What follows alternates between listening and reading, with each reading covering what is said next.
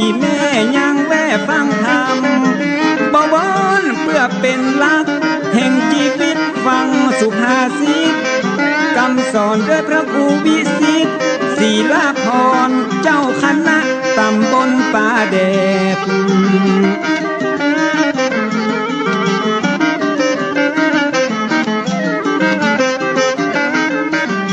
เจ้าอาวาสวัดวังสิงคำมาจะได้น้อมนำธรรมะ108ใกล้ตัวใกล้ตาล้อมแวดที่เฮาได้หันตึงวันปรมัตถ์สัทธรรมพระพุทธยังยุดโคตรโลกโมหันมาเตือนสติหูตันแล้วจะเบิกบานสดชื่น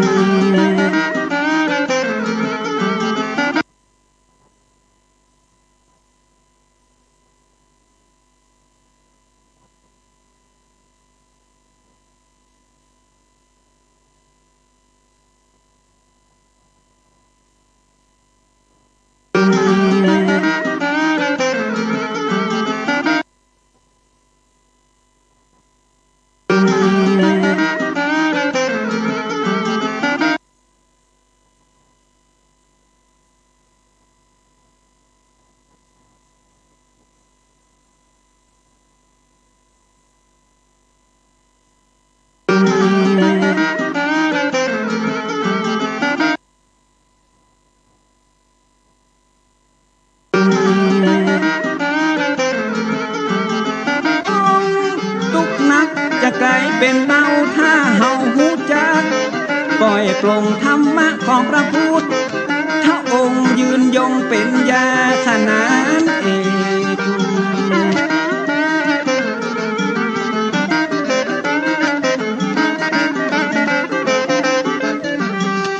รายการมรดกธรรมกำเมืองนำเรื่องดีๆพิเศษ6 โมงเมื่อเจ้าฟังเทศตั้งวิทยุระบบ FM เติมศีลสมาธิปัญญาแก่กล้าสมบูรณ์ภูมิเต็มสร้างภูมิต้านทานเพชรเกมอิ่มเอมเข้าใจแจ้งที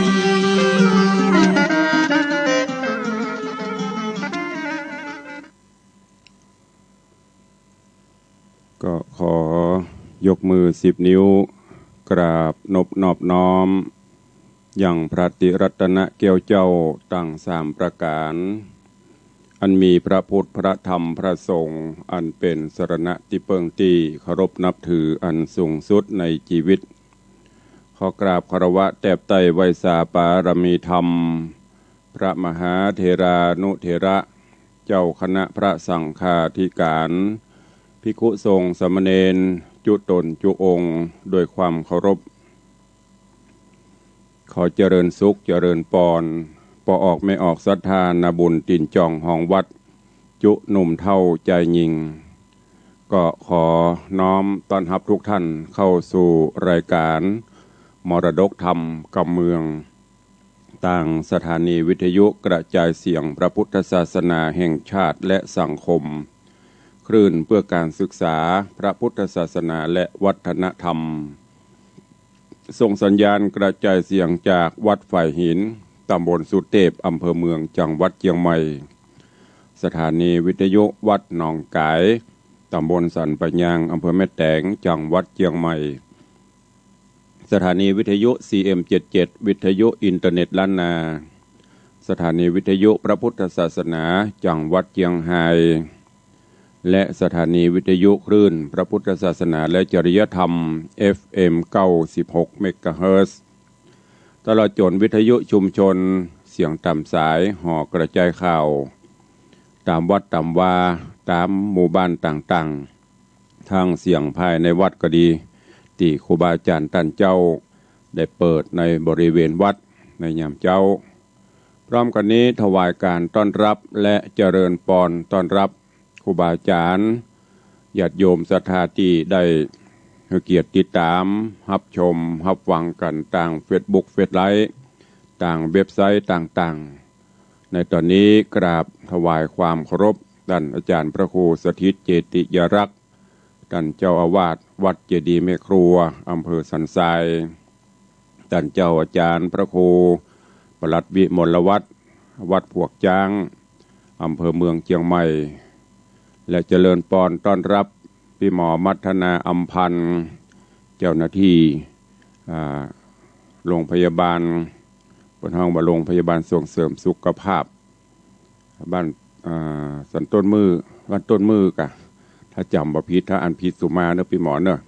อำเภอแม่แตงก็เป็นแฟนคลับ FC ติดตามตลอดก็ขอต้อนรับทุกท่านเข้าสู่รายการธรรมะยามเจ้าปากันวันนี้อากาศยามเจ้ารู้สึกสดชื่นแจ่มใสเย็นสบายเงียนบนท้องฟ้าก็อึมครึมฝนฟ้าก็คงจะมีตะวันในก็มืดครึ้มแต่บ่ตกบางทีก็ตกแล้วแต่สภาพอากาศความชื้นของอากาศจะได้ก็ตามวันนี้ก็ขอถวายกำลังใจและเป็นกำลังใจให้กับครูบาอาจารย์ท่านเจ้าตระโจรญาติโยมศรัทธาเฮาเนอะได้ปฏิบัติกิจ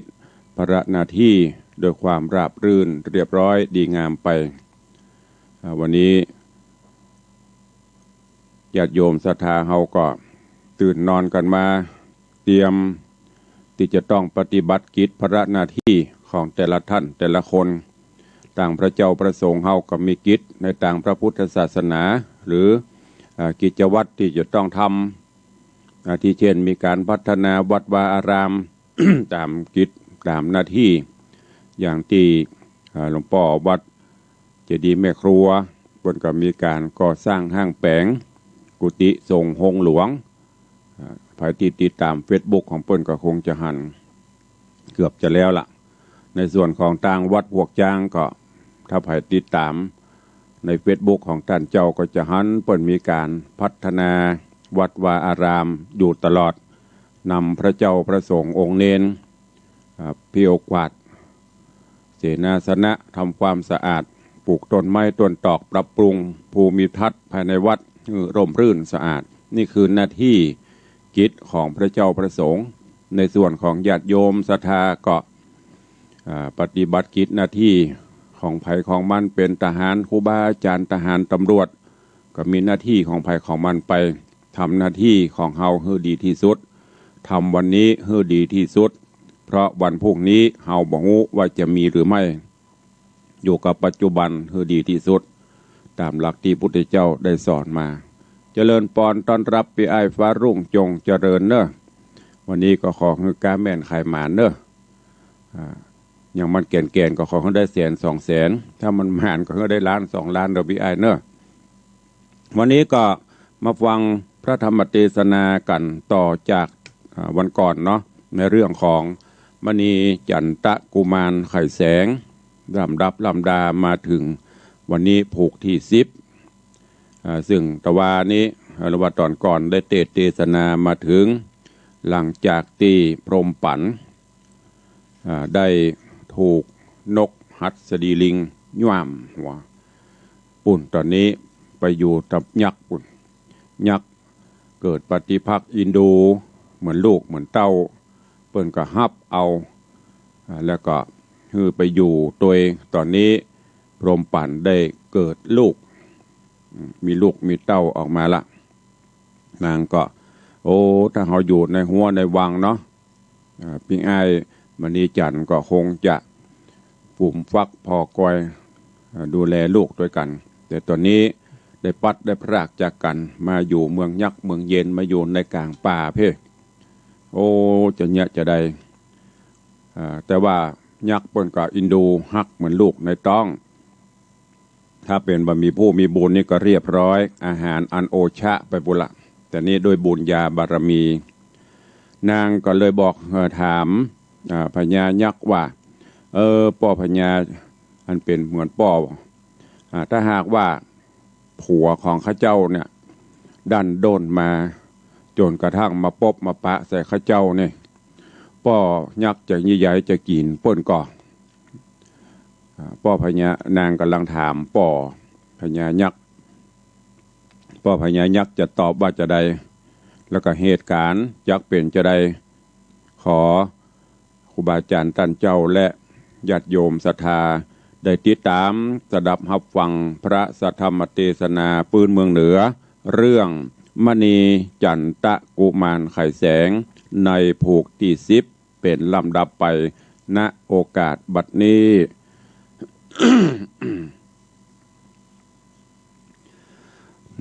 นะโมตัสสะภะคะวะโตอะระหะโตสัมมาสัมพุทธัสสะ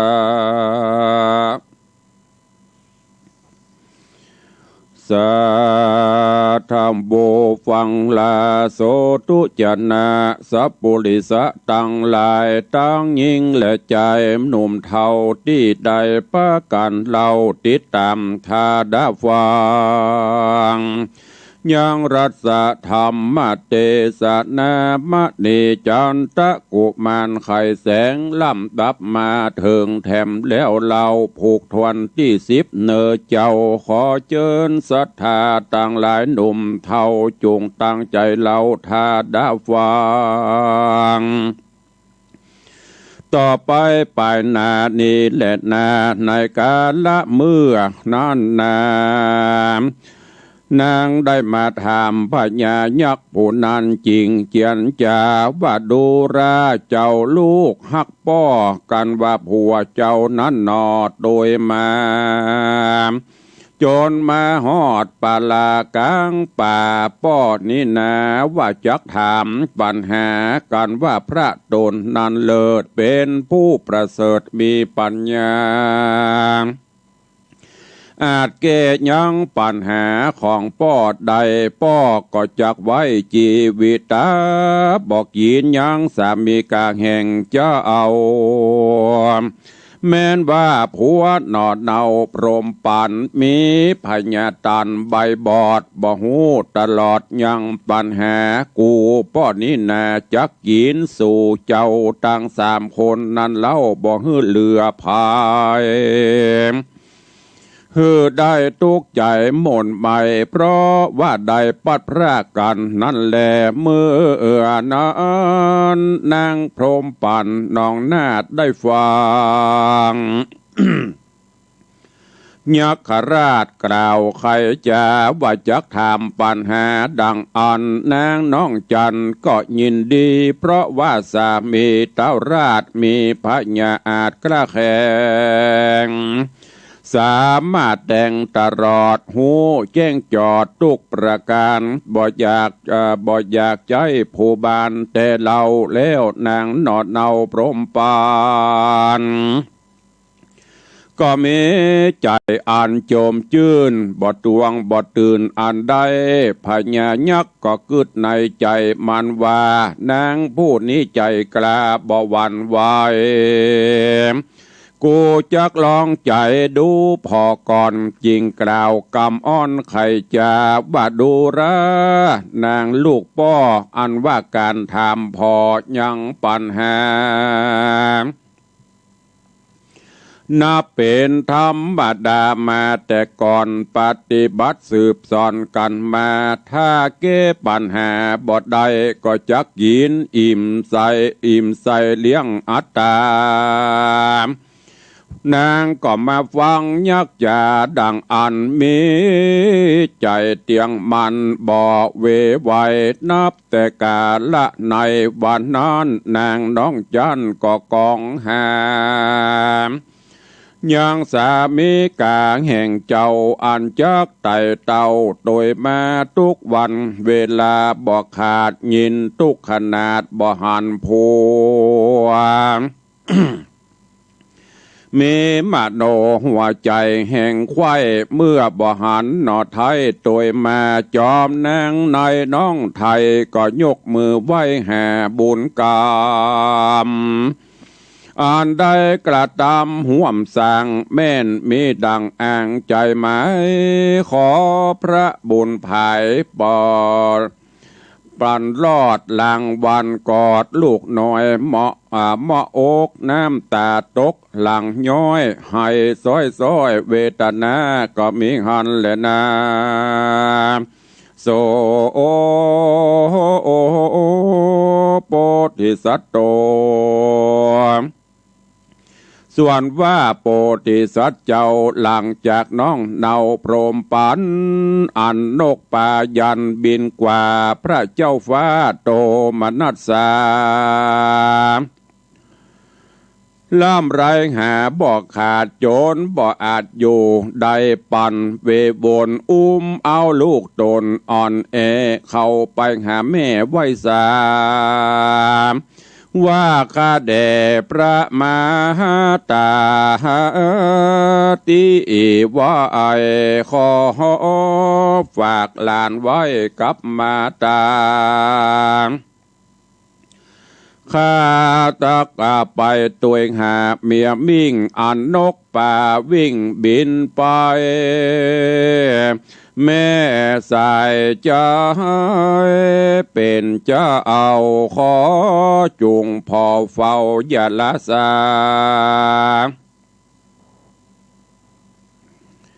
ประการหนึ่งนาเมืองใหญ่ก็ขอฝากไว้กับมาตาและราชวงศาพงเผ่ากับเสนาเก้าตั้งหลายตุกบ่หายจากข้าโดยอันบ่หันนาเมียแป้งส่วนนางกองแสงแม่เจ้าได้ยินหนอเนาราชบุตรขออ้ำลาไปดังอันก็บ่อาจกั้นน้ำตาไหลลงมาพระปรังหลานน้อยนั่งเหนือตักนางยินหักบอดน้อยจำเป็นอนุญาตปล่อยบางละจาว่าไปเตนาบูตาลูกแม่เกี่ยวไปแต่ดิเลความสวัสดีจงมีแก่เจ้าพระนอดเนาโปธาว่าข้านี้นาจักเตียวไตบ่เอาผลไพร่โหโอนได้ตามตัวไปเหือยากจักใจวิบากฮือปอตราบใดนอบ่ปะนาตราบนั้นข้าบ่คืออื่นมาแม่นนางมรณะตายขาดขอหันตีนางมรณะนอนตายฮือโสมใจหมายมุ่งไปแล้วพระนอไทยจอมธานีก็ขัดสลีกันใจดำเกี่ยวกำถัดหนูเกี่ยวสปายแรงปืนลุกเกิดขึ้นยืนกล่าวไว้ว่าข้าเดชแม่ไทยจอมใจแม้นชีวิตอย่างเป็นไปหน้าตัวแห่งข้าจากปิกขึ้นมาแม่นข้านี้นะตายกลางป่าขอฝากลูกไว้กับมาตา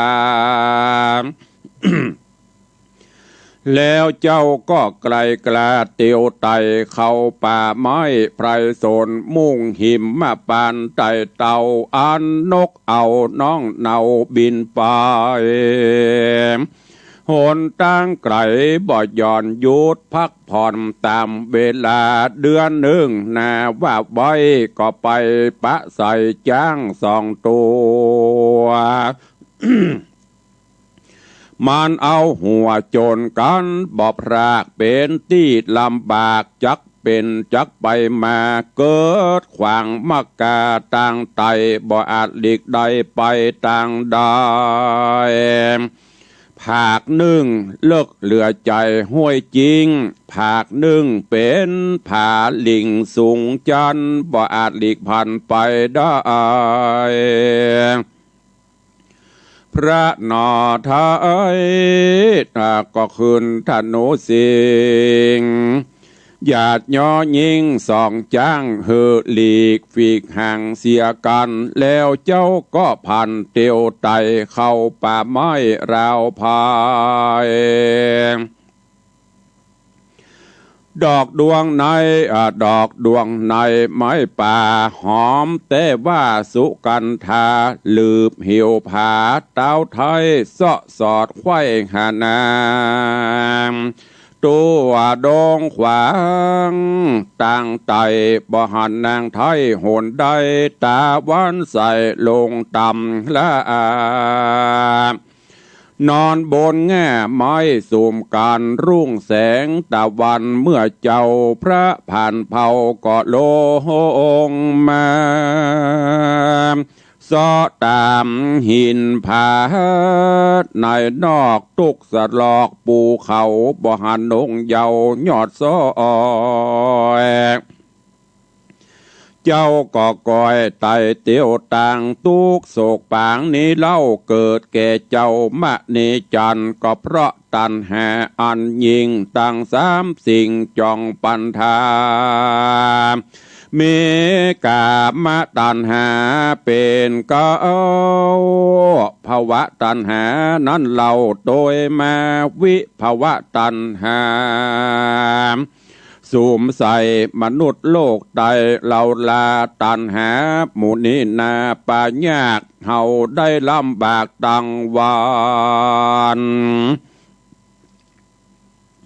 ก็ย้อนตันหามันยุโยงบันดาลส่งป่าเป็นเฮือได้ทุกเข็นเดือดฮ้อนเฮือได้โศกคอนเวทนาก็ย้อนตันหานี้เล่าโปธิสัตว์เจ้าเมาหายังพระลิญาเมียมิ่งตุกคอนคิงป่าโซน3 ปีโดนรอดห้องปฏิเดต้องยักขา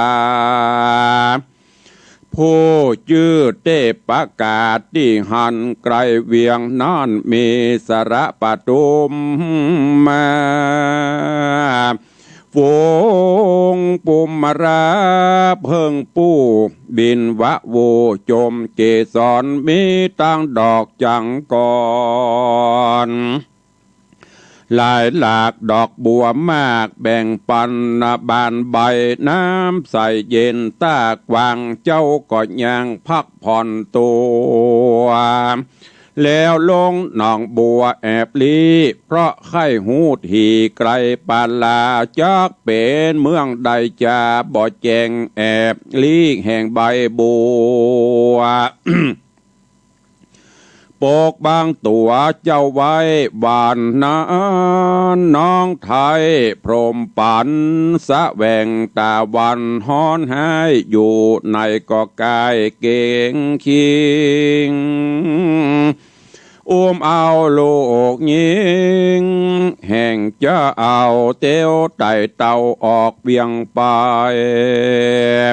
ประสงค์ใจใครอาบน้ำเย็นสราบน้องบัววางลูกตัวไว้ก่อนแล้วก้อยย้อนกายโล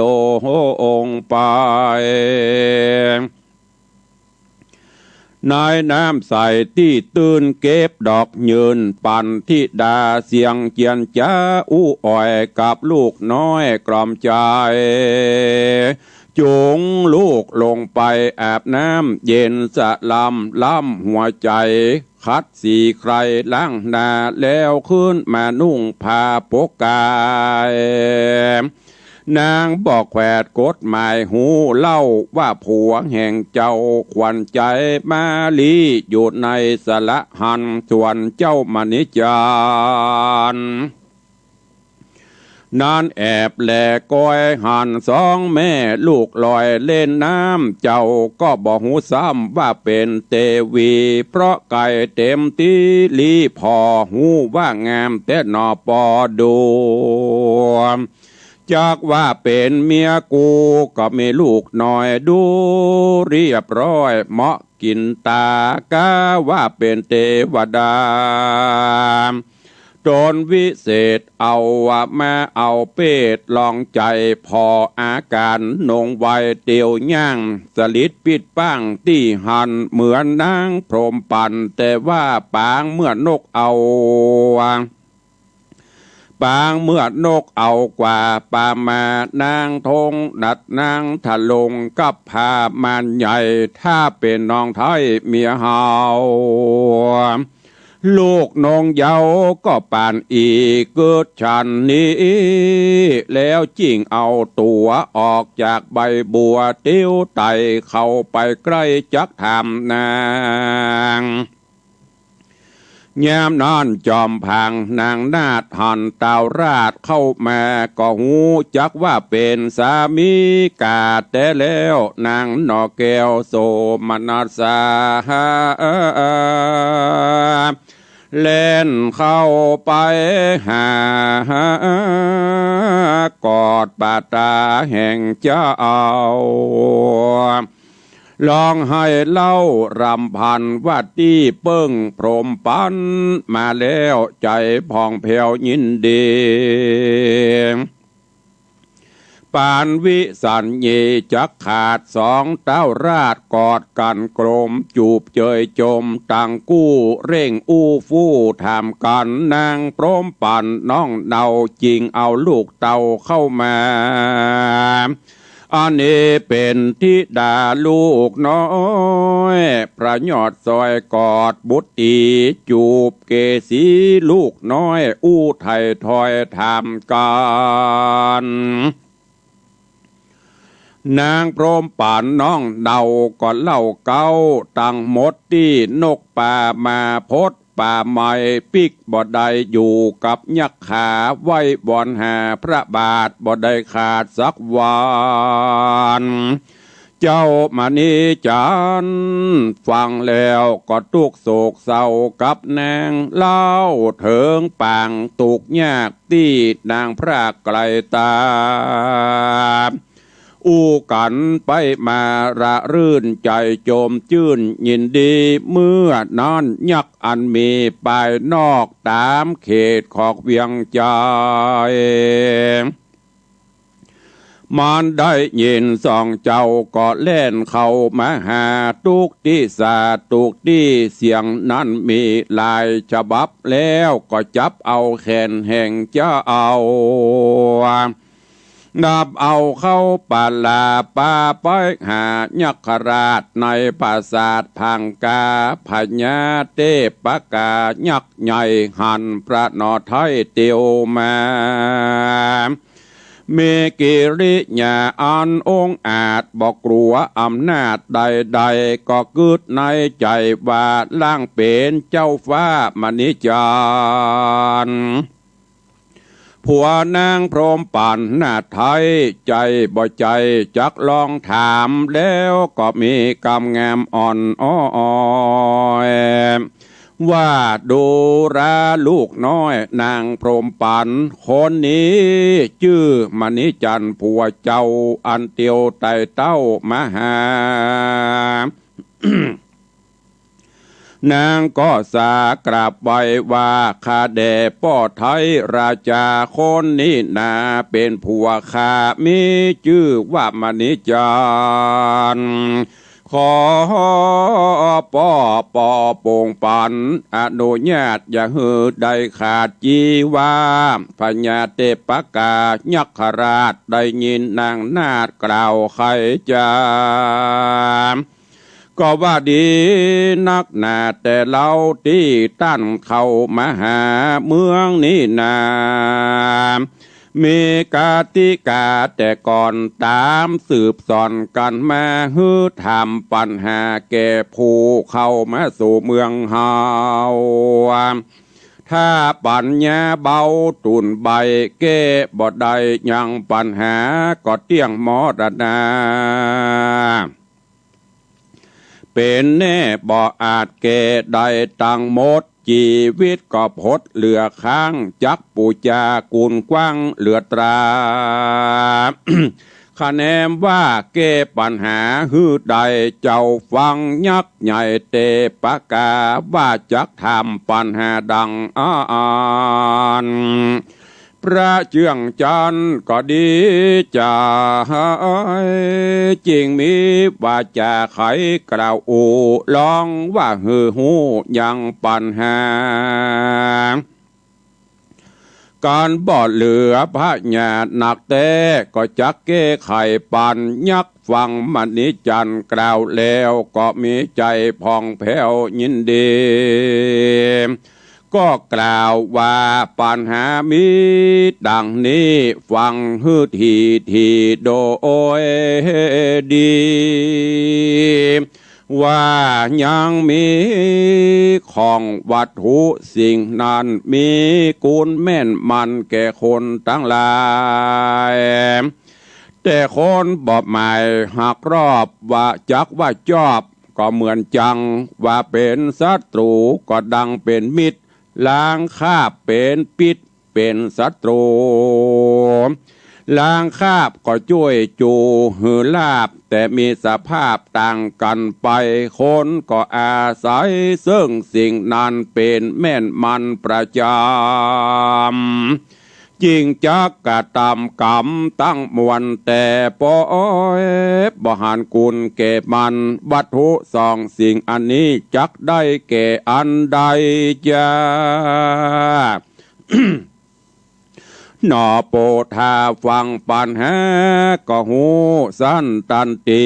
โดยปัญญามีสายสองหูแต่ทองตันใจ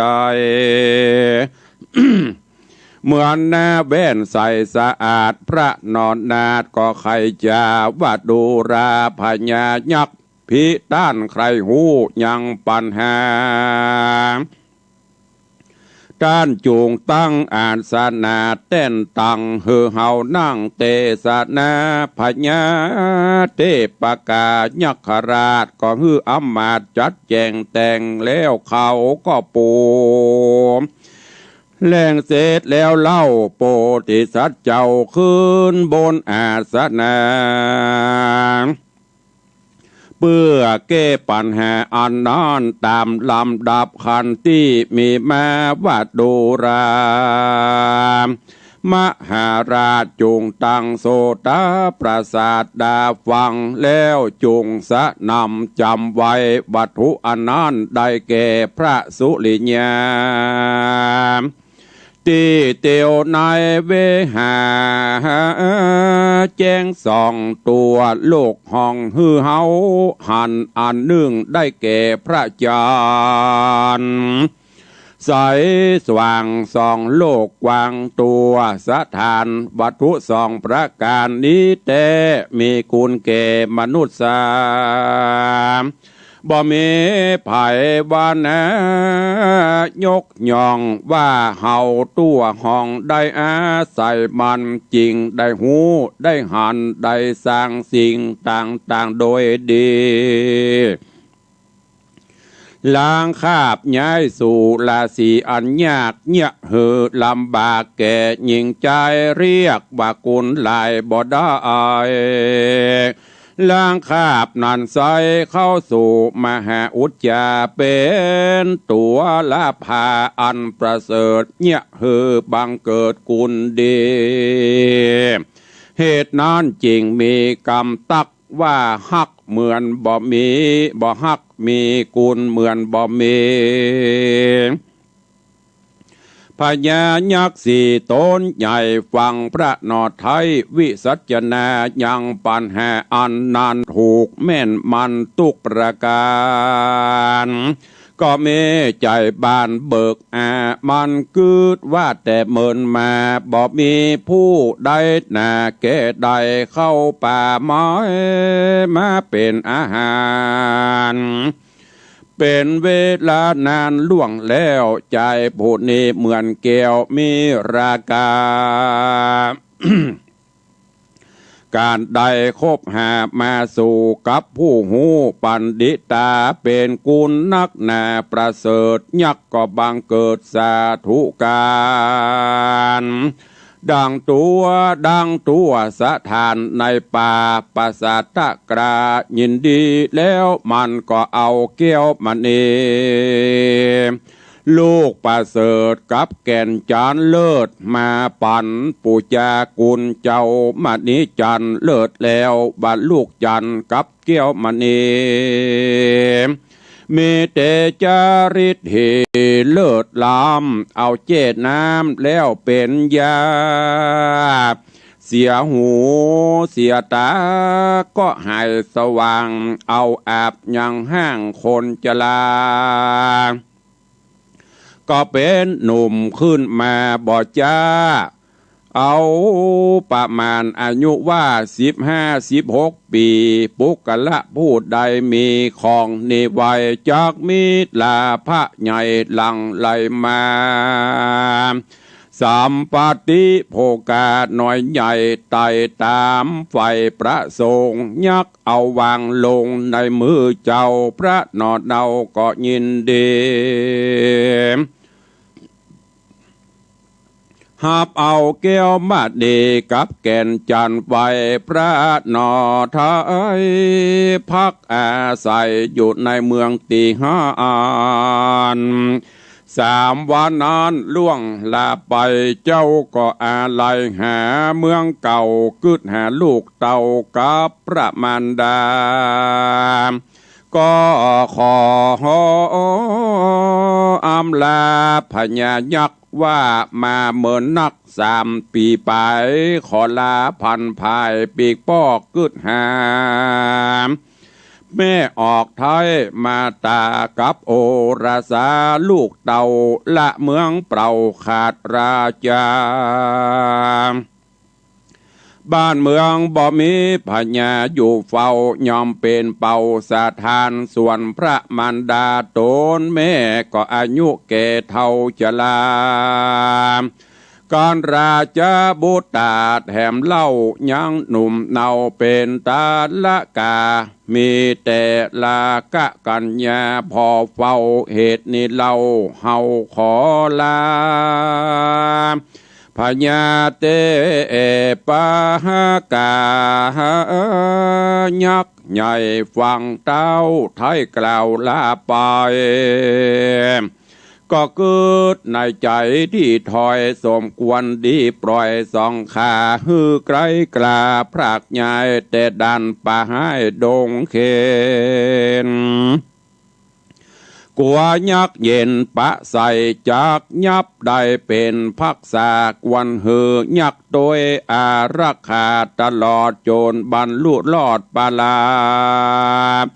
แล้วยักษ์ก็จะแก่เจ้าว่าดูราผ่านเผามณิจันป้อนิโปงปันอนุญาตฮือ3 เจ้าญาตราคืนพระนครแห่งห้องก็มีหันและนาเนติตังขีญาสังวันนาวิเศษจาห้องเหตุธรรมเทศนามณีจันตะกุมารไข่แสงผูกทวนที่10ก็บังกรมโสมเรศเดชก็ได้สดับรับฟังพระธรรมเทศนามณีจันตะกุมารจบไปแห่มผูก1วันนี้อันเป็นผูกทวนที่10กราบถวายการต้อนรับท่านเจ้าหลวงพ่อพระครูโกมุตสิทธิการท่านเจ้าอาวาสวัดโกมุตพุทธรังสีท่านฟังจากทางเฟซบุ๊กก็หลวงพ่อเป็นคนเชียงใหม่เขาเนี่ยไปจำภาษาอยู่ที่กรุงเทพอยู่ที่วัดโกมุตพุทธรังสีพุทธมณฑลสาย4วันนี้ได้เข้ามาฟังก็ขอกราบถวายการต้อนรับเนอะท่านเจ้าสิทธิชัยอินทวโนก็เป็น FC ติดตามรับฟังแล้วก็มีโยมตูกราบใบสาครับผมในปรมีเมตตาเทศนาธรรมก็อนุโมทนาขอบคุณเนอะคุณโยมชนจันทร์สอนคำขออนุโมทนาทุกท่านเนอะที่บ่ได้อ่านก็เป็นอย่างเนอะก็เดี๋ยวก็จะได้ไปเปิดพอย้อนหลังสำหรับท่านที่เข้ามาทาง Facebook เฟซไลฟ์ครูบาอาจารย์ท่านเจ้าภิกษุสามเณรก็มากันหลายก็วันนี้ขออนุโมทนาขอบคุณกับทุกท่านเนอะที่ได้ติดตามรับฟังทางจากต่างสถานีวิทยุและก็จากต่าง Facebook เฟซไลฟ์ต่างไลฟ์สดก็จะพยายามอนุรักษ์รักษาอย่างการเทศแบบปืนบ้านล้านนาไว้คือพระเจ้าประสงค์เฮาได้สืบตอดไปถึงแม้นบางวันเสียงจะบ่ม่วนเนอะ อาจจะแหบจะแห้งไปก็ต้องขอสู่มาอภัยกับทุกท่านตัวเองก็เข้าสู่โหมดท้ายรายการในวันนี้ก่อนที่จะได้อู้จ๋าประสานนามัยก็ขออนุโมทนาบุญขอบคุณเด้อกับโยมปี้บัวคำสะคำวังพร้อมกับ ญาติกาพี่น้องลูกหลานตะวาได้มาทำบุญแล้วก็ได้แจ้งความประสงค์ร่วมเป็นเจ้าภาพปิดทองชัดสัพพทนตีประดับมุมพระธาตุ1 ชุด8,000 บาทก็เพื่ออุทิศบุญกุศลส่วนหนึ่งไว้ไปหน้าส่วนหนึ่งก็เอาฮือบรรพชนปะอุ้ยแม่มอนพูดถึงเกกรรมไปก็ขอบคุณเนอะกับโยมปี้บัวคำสะคำวังพร้อมน้องนุ่งญาติพี่น้องลูกหลานมาณโอกาสนี้ตัวเองก็ในตอนนี้ก็รายงานผลความคืบหน้าคือญาติธรรมสาธุชนญาติโยมเฮาทั้งหลายเนอะในส่วนของการปิดทองหลวงพ่อพระเจ้าตันใจหลวงพ่อพระมงคลเทพมุนีหรือหลวงพ่อสดสารูปของครูบาเจ้าศรีวิจัยสารูปของหลวงปู่ทวดหลวงปู่ทวดแล้วก็สารูปของสมเด็จพุทธจารย์โตพรหมรังสีก็เหลือแถมประมาณสัก20%ก็จะเสร็จเรียบร้อยในส่วนของพระธาตุเจ้าเจดีย์นั้นช่างได้หุ้มตองจังโกค้างจะใส่ลวดลายประจำยามจากนั้นก็จะเป็นขั้นตอนการคัดแต่งลงสีพื้นแล้วก็ปิดทองแล้วในส่วนของชัดเอกชัดใหญ่ชัดพระธาตุองค์ใหญ่ก็ได้มีดำริที่จะสร้างยอดชัดโดยทองคำปัจจัยถึงหมดเนอะเฉพาะยอดปรียอดปลายสุดน่าจะทำด้วยทองคำก็ดังที่ได้กล่าวเชิญญาติโยมเศรษฐีใจบุญในทุนใจดีเทพบุตรเทวดาผู้ที่จะมีบุญญาบารมีหรือครูบาอาจารย์ท่านเจ้าพระเจ้าพระสงฆ์เขาก็ดีเนอะมีจิตเจตนาใครร่วมสร้างตานะบารมีก็นิมนต์และเชิญกันได้ซึ่งตอนนี้ก็ได้มีเจ้าภาพเจ้าศรัทธาบริจาคทองก็ประมาณ3 บาทกว่า3 บาทปลายก็ไปเรื่อยๆจะได้กี่บาทก็สุดแล้วแต่บุญบารมีญาติโยมท่านใดมีกุศลและจิตเจตนาอยากจะสร้างฝากฝังไว้ในพระพุทธศาสนาร่วมกับทางวัดเนอะตามเจตนาจะเป็นวินจะเป็นกรัมจะเป็นสลึงเป็นบาทหรือจะตามจิตเจตนาศรัทธาก็บ่ว่ากันเนอะบ่มีก็ยกมือ10 นิ้วตั้งจิตอธิษฐานร่วมกันก็เป็นพระบุญกุศลเนอะฝากไปตั้งโยมตู่ด้วยเนอะเชิญชวนลูกศิษย์ลูกหาร่วมกันสร้างบารมีกับตุลุงเนอะจะได้ตาใดก็สุดแล้วแต่ต่างบ้านวิเวกช่วยกันคนละไม้คนละมือท่านเจ้าอาจารย์สิทธิชัยตัวเนอะฝากสร้างบารมีร่วมกันตามจิตเจตนาศรัทธาก็ตอนนี้ช่างกำลังออกแบบทำไปนี่ก็รายงานผลความคืบหน้าแล้วก็จะได้ทำลายหรือว่าเทรอบพระธาตุเพื่อความสะดวกในการเดินประทักษิณเวียนเทียนอย่างนี้จะปูกระเบื้องก็ว่าจะเทลายก็ลองดูทำกรรมอันนี้ก็ต่างโยมปเลี้ยงธนวัฒน์โยมแม่เลี้ยงทัดพิชาก็ได้แสดงเจตจำนงจะเป็นเจ้าภาพเก้าฮือแหมใครจะร่วมบุญก็ร่วมกันได้ก็ฝากไว้กับทุกท่านเนอะเอาละเข้าสู่โหมดใต้รายการในวันนี้ใครฟังอยู่ที่ไหนทางใดจะอู้จะเอ่ยจะจ้าสนทนาในยามเจ้าก็เข้ามาได้เนอะ0817836540ให้ฟังอยู่ที่ไหนทางใดสัญญาณเป็นจะใดหรือจะร่วมบุญกุศลตัวกับทางวัด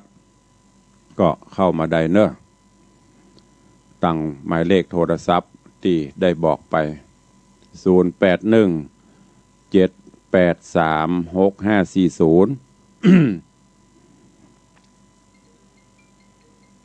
เจริญปอนแม่ออนมาเจ้าแรกวันนี้เนาะสาธุอนุโมทนาสาธุเนอเจริญปอนจากแม่ออนสายแรกวันนี้เจริญปอนสายต่อไป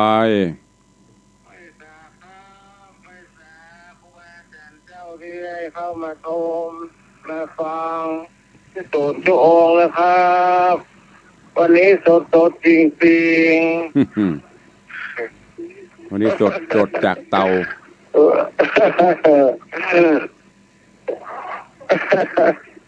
ขอบคุณอนุโมทนาเนอมาเป็นกำลังใจสาธุบุญรักษาเนอขอบคุณกับโยมปเลี้ยงธนวัฒน์ได้โทรเข้ามาให้กำลังใจสายต่อไป0817836540เข้ามาเด้อตะกี้เป็นเสียงของโยมธนวัฒน์สุสิงห์คำเป็นประจำกูเจ้ากูแรงที่ตัวลูกจัดรายการเป็นจะโทรเข้ามาให้กำลังใจเจริญปอนบ่ได้ให้สาเจ้าสาธุเจริญปอนฟังอยู่นะเจ้า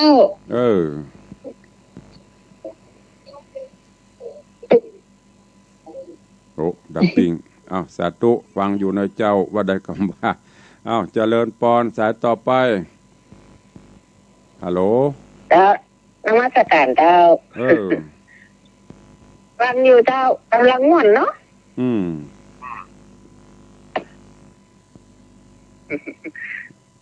เตี้ยโอ้อันนี้ยังไม่จบเตี้ยไปว่าเรื่องใหม่เตี้ยอันนี้ค้างให้ไป5ผูกอยู่บ่ฮู้เนอะแล้วแต่เปิ้นร้านมันจะพิมพ์เรื่องอย่างบอกว่าเนอะยังบ่หานมาเตี้ยเดี๋ยวถ้ามาจะแจ้วเรามาเทศน์ให้ฟังสาธุอนุโมทนาสายต่อไป0817836540มีไม่เอ่ยเข้ามาใครจะจะจ้าตัวเนาะยามเจ้าตักตายกันหน้าใหม่ถ้ามีก็เข้ามา0817836540เจริญปอนมีไหมเหมือนกันนะคืมบ่ได้วันนี้บ่แน่เนอะมันคืมแต่ว่าก็มืดนึกว่าจะตกสักกรรมทั้งนี้ก็เขาบนทำถนนนี่นะฟ้าอย่างฟ้าห้องฝนบ่ตกมันเหมือนอย่างโคนนะกะพูดดีแต่ไม่ทำเนี่ยเพิ่นเอาเปรียบเพิ่นธรรมะหรอฟ้าห้องฝนตกนี่เคยอู้ตัวเงี้ยตัวถ้าห้องขลึงแล้วบ่ตกนี่ปากบ่ได้แบบเนี้ยถ้าอันมืดมาอันอย่างก็บ่อย่างลงหั่งอันนี้คือโคนบ่ปากแต่เงี้ยการเดี๋ยวจะมาอธิบายเอาเฟื่องฟ้าฝนมาอธิบายให้ซ้ำขอบคุณนะแม่เนอวันนี้มันไปไหนกะวันนี้มันไปทางไหนเจ้าบรรยากาศแน่นอนน่ะมันนอนเหมือนได้นะสาธุเด้ออนุโมทนา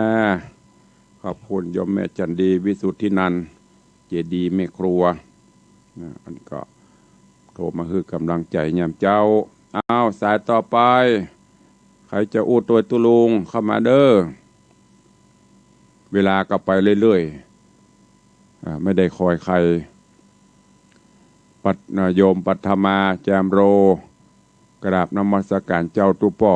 สาธุอนุโมทนาเนอะเจริญปอนเสือใต้ว่าฟังอยู่เจ้าฝนตกก่อไม่ตกพะยะค่ะทางนี้ตกน้อยๆจ้ะดีละบรรยากาศมันแน่นอนไปเตียวออกกำลังที่หนองสะเลียมมาเจ้า เดี๋ยวศูนย์พระลาเปิ้นมาให้เข้าไปละเดียวแวดบ้านนั่นก็ได้เหรอมันบอกกว้างไงอ่ะจะไม่อย่างมันบ่ได้เหงื่อแล้วท้อเจ้าซะตะใดโล่นซะหมื่นรอบเลี้ยงม่วนกว่าเจ้าพูดมันบรรยากาศมันดีเจ้าแล้วมีอบตอยู่ว่าหั่นตัวมันมีที่เตียวกับเตียวตั้งแต่พวกกาหุงยาสะบัดตองมาบางสีคำนี่ก็ได้เหรอมาได้เจ้าหมานักไม้โจดเขากะเตียวกับเฮาเอาขอบคุณนักเนอะเข้ามาตักตายเจ้าทำไมกำลังใจสาธุโยมแม่ออกกำลังดีละโมทนาสาธุบริหารร่างกายมีเวลากับไปออกกำลังกายวันละนิดจิตแจ่มใสพอได้ไปก็อยู่บ้านแกว่งแขนพ่องยกหั่นยกนี่พ่องก็เป็นการบริหารร่างกายไปในตัวมีไผ่เข้ามาหามเนอร์มาละจันคำเด็กหญิงจันคำแสงบนฟังฟังตึงวันตึงได้ไปไหนเจ้าว่าไปสาเจ้าแต่ว่านี่แห้งเนาะวันนี้เปียกเนาะไผ่บอกแต่ว่าแห้งไผ่บอกแต่ว่าแห้งกะตะว่าวันเตะสดไปฟังหน่อยแต่ว่าแห้งแม่ละถอนซื้อบรรลุละเสางงแหละขอบคุณนักสาธุเนอแม่มอนหลงหรือเบือนหาว่าตะวาแห้งหรอ วันคืนเนี่ยแห้งแต่ว่านี่สดร้อนจากเตาก็เป็น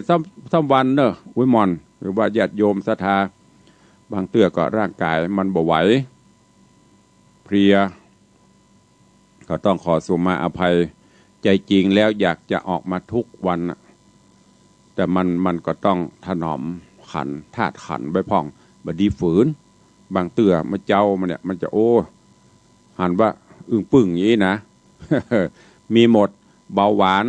ไขมันความดันหัวใจมันเปลี่ยนแพ็กเกจแต่บ่ฮื้อความสัมพันธ์กับมันถ้าเฮามาหน่อยวันนี้มันสบายวันนี้เหงานะบ่ได้อย่างละอย่าไป ไปเรื่อยๆถึงเวลามันจะเมื่อกับเมื่อบ่ต้องไปซีเรียสอย่างกับมันถ้าไปบ่ม่วนเฮ้ยวันนี้เป็นนั่นเป็นนี่จะมันไปกึดกับมันนักมันมาขออยู่แต่เฮาอย่างที่บอกนะกะเฮาจะขอมันมาเบาหวานมันมาขออยู่ด้วยกันดีๆห้ามหือห้ามถ้ามันหือวันไปแล้วกับเผานั่นน่ะอย่างวันนี้ถามว่าเป็นได้พ่องมันก็มีบางเตื้อกับวิงเวียนศีรษะเวียนหัวพ่องมันเป็นธรรมดาถ้าฮือความสัมพันธ์กับมันเมาก็ไปตัวใจมันบ่ได้นะโรคภัยไข้เจ็บหมดนี่ถามว่าตุลุงไปหาหมอก็ปีปลายมันดิ่มไป ไปว่าไปฉีดยา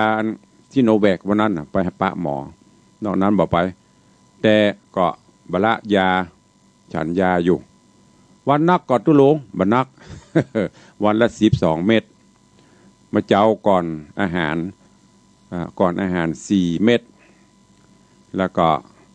หลังอาหารแฮม8 เม็ดรวดเดียวจบฉันยาเสร็จกลับไปถ้ามันบ่ไหวเลยแห้งก็นอนพักพอมันดีขึ้นกับไปต่อดูสลาญาการไปตบแทบๆนะก็เดี๋ยวมันก็ค่ำละก็เดี๋ยวก็เสี่ยงไปเป็นวันใกล้ปฏิทินจะมันต้องไปซีเรียสอย่างกับมันเนอะ เอาเข้ามาแฮมสัก 2-3 สายตอนนี้เกือบจะหมดเวลาละ0817836540วันนี้มันได้ทองสักวินเนอะ ใครจะร่วมบุญร่วมกุศลตัวเองถ้าหมดเวลาแล้วก็หมดเลยเนอะถ้าแป่งแล้วตุลุงจะเอาทองไปหอมเนอะเอาไปได้แล้วนะตอนนี้ยังเปิดโอกาสให้อยู่ยอดฉัตรเจดีย์อยู่สูงสุดของเจดีย์ปุ่น ส่องขึ้นแผ่วเมืองอินเมืองพรหมปุ่นตอนนี้ได้3 บาทไปบ่ได้เลยแห้งก็จะได้สัก5 บาทมามีไปเอาเลยแห้งปอเลี้ยงเอาพอปอเลี้ยงท่านวัดหรือปอเลี้ยงส่งมันมีภายในแห้งเดี๋ยวจะเอา ปล่อยให้ญาติโยมศรัทธาเขาได้มีส่วนร่วมตึกละแหมบาทไปถ้ามันบ่ได้9 บาทก็จะเอา5 บาท แต่ว่าพยายามจะให้มันได้9 บาท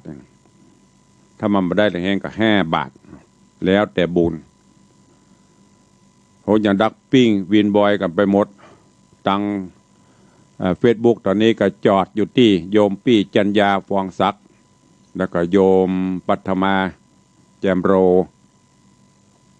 โยมปี้จัญญาตัวเนอะก่อนมีห่วงเดี๋ยวมดห่วงละฝากไปตัวเนอะเอามาหอมกับสักวินพี่ไอ้สุนทรพ่อเลี้ยงสุนทรตัวตอนนี้สะดวกสบายละลูกก็เข้าสบายหมดละพอไปซ่อนักเอามาหอมทองด้วยเนอะซื้อทองมาสักสลึงก็ได้เอามาสร้างยอดพระธาตุด้วยทองคำบริสุทธิ์ 96-97% ฝากไว้ตัวทุกท่านทุกคนทั้งจากต่าง Facebook ทั้งจากต่างสถานีเนอะวันนี้ก็เต็มตีเสียงพอแห้ง40-50 นาทีเหลือเวลาไว้ตักตายกันหน้าใหม่มามีไผตักมาสักคนก็อู้คนเดียวไปยะคือมันหมดเวลาค่ะบ่เปิดหน้าใหม่เนอะก็ว่าง่อมเปิดหน้าใหม่เนอะก็บ่มีใครโทรถ้าจะกลัวตุลุงนะเขาว่าตุลุงปากบ่ม่วนไอ้คนปากบ่ม่วนนั่นเนอะใจดีที่ปากม่วนนั่นอย่าหัว อันนี้ว่าไปอู้กันไปอู้กันหนัวไข้หัวกันม่วนเนอะก็ตักตายกันหน้าใหม่ยำเจ้ามีภัยแล้วเนาะมีภัยก็จะได้ล่ำได้ลาเนอะ